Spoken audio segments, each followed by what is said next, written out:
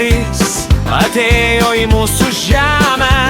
Saulutės spinduliai sušildo pievas ir laukus, Ir pirmosios pavasario gėlelės džiugina visus. Nupurtė paskutinį sniego lopinėlį, į saulę baltų žieliaus iškėlę. snieguolės vaikina žemelę Ir gležnus žiedelius į saulę kelia.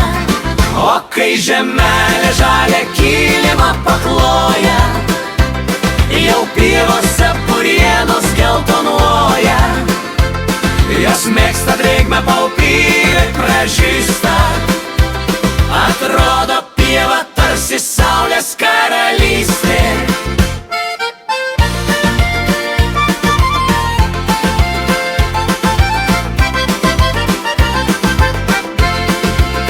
Vėliau ir pienės galveles į viršų kelia, labai panašios į dangaus saulelę.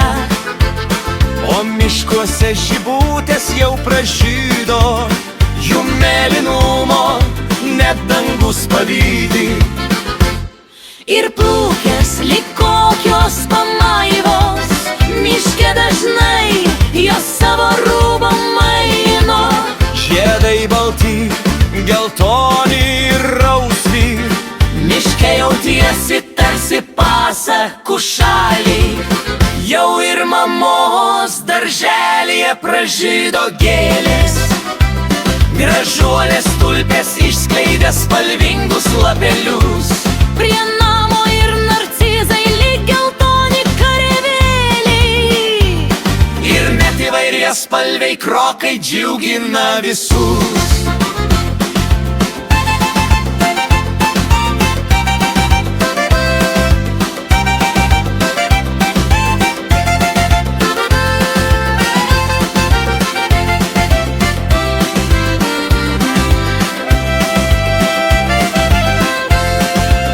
Pavasaris spalvingas ir gėlėm nusėtas, drugelis margas nutūpė ant žydinčių gėlių.